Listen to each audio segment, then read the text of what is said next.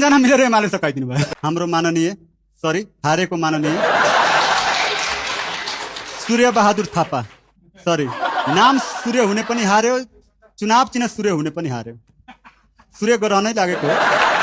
होइन होला के हो?